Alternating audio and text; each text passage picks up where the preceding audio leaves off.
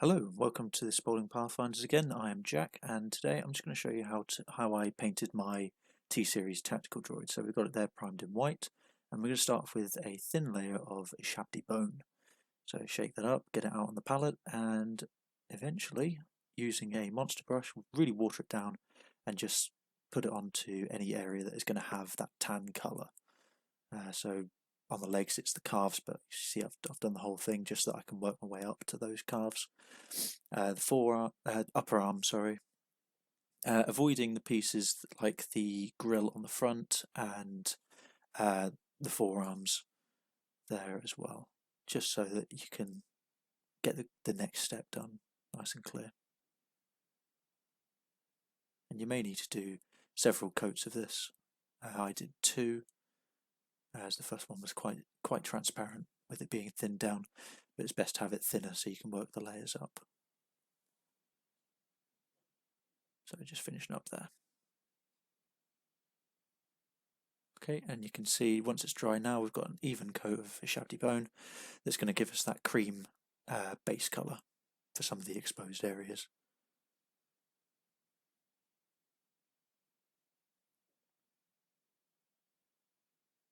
Okay, and then we're moving on to Mechanicus Standard Grey. Get that shaken up, out on the palette, and again we're going to thin it down. I'll be using a regiment brush here from the Army Painter.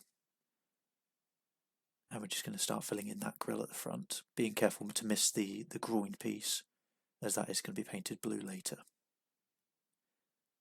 So as well as doing all this, you'll also want to be doing the joints on the droid's arms and legs, and also you'll probably won't see it on this bit, but if you really water down the Mechanicus Standard Grey and then just put that onto the data pad that he's holding, of trying to avoid the screen as much as possible, that will come into play later, and it will just allow that white priming to stand through on the raised edges and just make it look a bit more metallic. So you can see there, once it's all dry, the Mechanicus does come out quite nicely.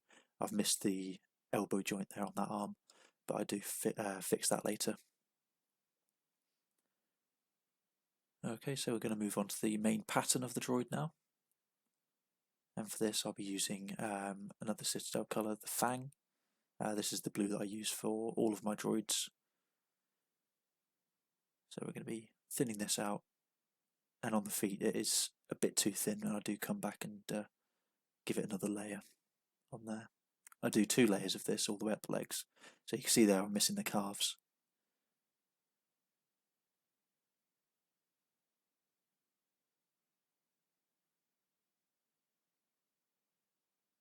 I've just dropped the model, so pick up the Citadel handle that was sat next to me and I've refused to use.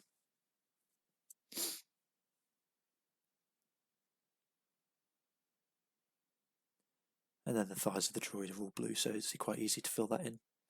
Just being careful up towards those hip plates, because they'll be left cream on the edges, and you don't want to have to put cream back over them. So here we're doing that groin piece that we missed when we were doing the Mechanicus, and just make sure you get right underneath there. And you can see I'm just going back over some of the bits that are still a bit transparent. And then onto the forearms.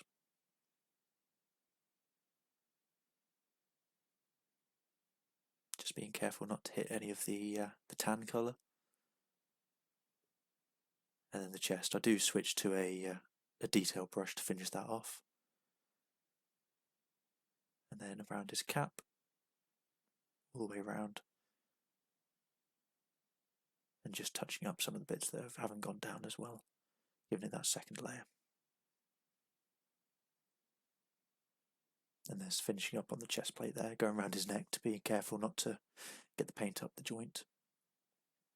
And here we're just doing the finer details, like the palm of his hand, the back of his hand.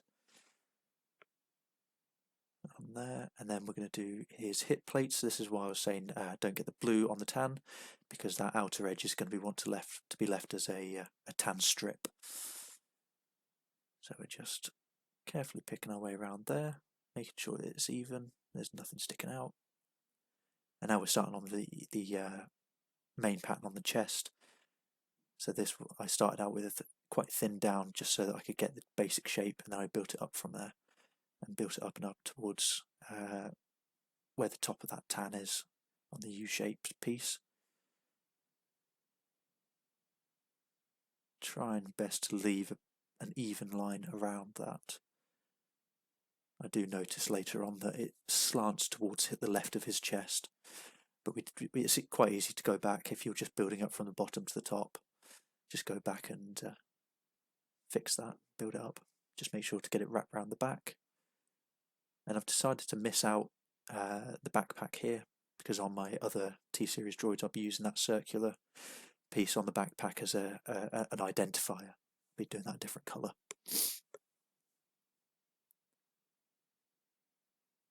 There we are, just noticing that it's a bit lopsided, but easy to fix.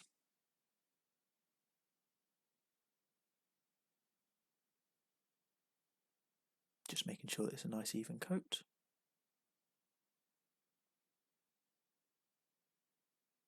And now we're doing the more intricate details on the arms, so just doing those shoulder joints that come down to where the shoulder meets the arm. There's a flat joint there that you'll notice, and that's where you paint up to. And then I missed this hand before. Being careful not to clip the data pad. So here, my excellent camera work. There we go.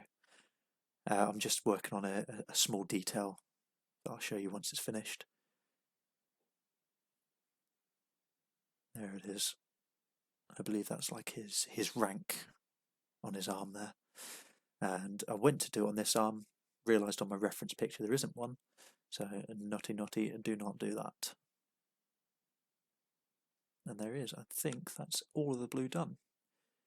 Just missed one part, and that is his face. The blue actually goes under towards his eyes and between his eyes. So I just pick that out with my detail brush. Just make sure that it's a nice coat under there.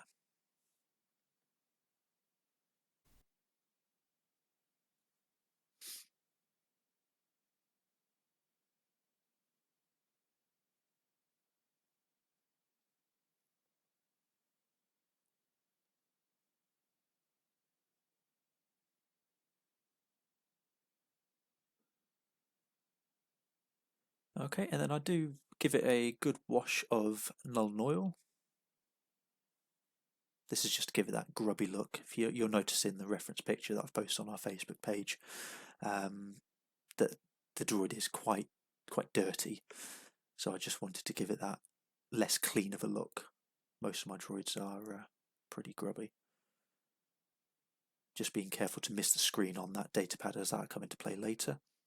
And then you'll notice that once I've got that on, I do start removing some from like the front of his thighs and his backpack, just so that it's not as dark. And then once it starts settling in a bit too much in some recesses, I remove some just by soaking up with the brush. And there we go. That's it dried. So you'll notice it's quite the tan's gone really dirty. It looks like it's just dusty and sooty. So we're going to eventually move on to some edge highlights. I wanted to keep that dirty look, so I haven't gone overboard with the highlights. So we're just going back to the fang here, just a little bit onto the palette. So all we're going to be doing here is taking one of my brushes, I think this is the detail brush, and then just using the side of that brush to scrape along the edges just to bring that base tone back to the front on the sharper edges. And I'll do this all around the head and the legs and the groin piece and all around the chest. And then as you'll see there on the arm, if you hold your model, you'll see that there's a strip of light where the light's hitting it. And if you just trace that with your brush, then you'll get that effect of a bit of light hitting that arm. But again, I didn't want to go overboard with it, so I just wanted it to be subtle.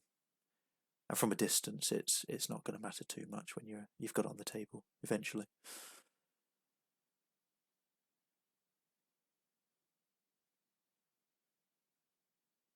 If you want it a bit brighter, you can always mix a bit of white in and just gradually build that up. So here we're going back to the Ushabti bone, being careful to miss those stripes. and this does stand out a bit more because of the contrast with the black wash that we've just done. So all around the chest, backpack, back of his head, and the top of his head. Just using the side of that brush. Super easy way of doing it when you've got sharp edges like this. And now we're going to shining silver because I like to have my droids a bit scratched up, like they've been battered about. So this is just a bit of shining silver, watered down a little bit, with the detail brush again on the side there on the grate. I was going to go and just cover this in, but then I realised that that would be a bit overpowering on a piece like that. So I've just done a scratch across the front, and here you can see I'm picking out the edges. So it looks like the paint's been scuffed off of his corners. Haven't gone overboard with it though. There's no need to do it on every edge, just some of these sharp ones. And then I like to scuff around the feet. That's where the most damage is probably going to be.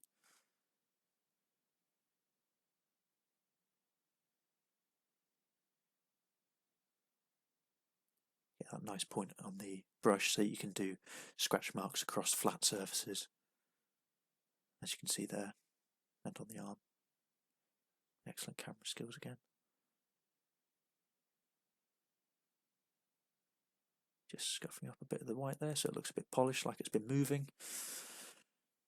Again, do that for the joints so that it looks like there's been some movement. There we are. And then hit up your data pad so it looks heavily used. You don't have to do this, obviously. You can just skip this. If you want to do the blue highlights and leave it at that, that's absolutely fine. So now we're moving on to doing the screen, so we're going to use some moot green. Water it down, just plonk it into where the screen is. Once again, fantastic view. Hopefully this gets better. This is just done on my phone, so it's not the most professional, but I think it's getting the point across, hopefully. There we go.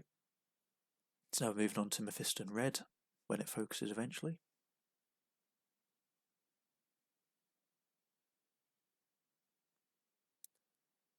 There we go.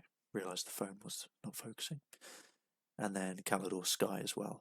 So it's just a tiny amount. These are just for the buttons on the data pad. So the middle button is going to be the Mephiston Red, and then the two to the either side of it are going to be Calidor Sky. And I think there's two more, which I just leave grey as a bit of variation. So now you can see that there's this bright green screen. If you notice in the Clone Wars that they are a white screen with a green screen with white lines, I do come back and do the white lines and put them on. You should see them in the pictures that we've put on our Facebook page.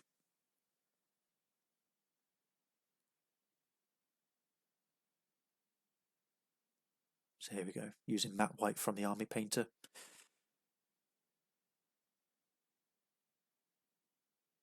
And I'm just putting two diagonal lines, just so it looks like a chart or something.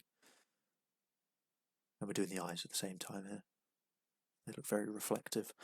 That is just white put into the eye sockets.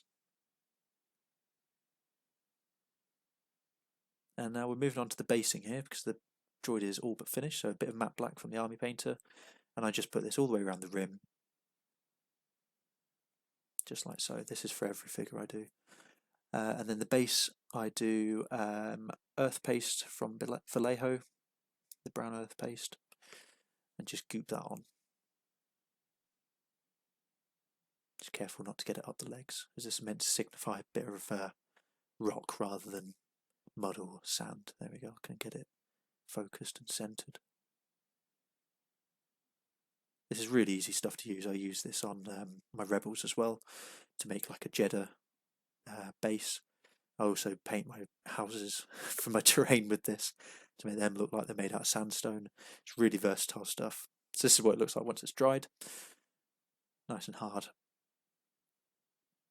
So all we're going to do next is dry brush this. This is a method that I learned off of Sarastro's painting techniques. So we're using Tyrant Skull here. So when you're dry brushing this, I've got a small dry brush here from the Army Painter, and just make sure you pull in the same direction just to keep that consistency.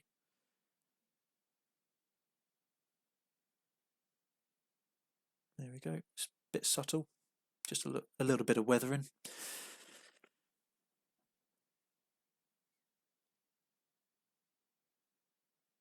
And then we're moving on to Sarastro's Geonosis mix, as he calls it, which is Fragrant Orange, Agrex Earthshade,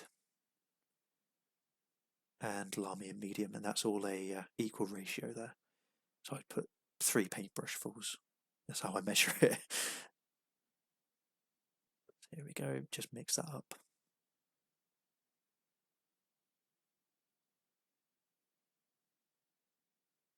And then just put it on, covering all where the rock is.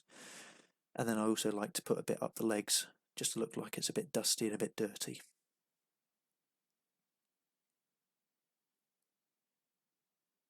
And there we go.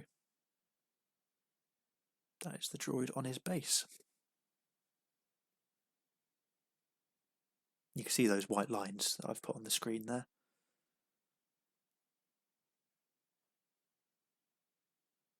And just to show you what that base looks like dry, here's the Viper droid. I did the base before I primed the model so that I could get the flight stand glued and not lose it.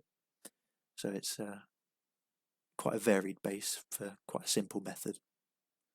And there we go, that is that.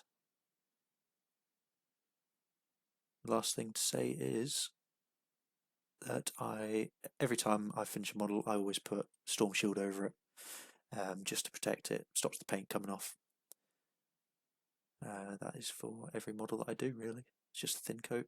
Here's the finished product. So I hope that's been helpful. Do let me know if you've got any comments or thoughts. Check us out on Facebook. Don't forget to like and subscribe. Thank you for watching.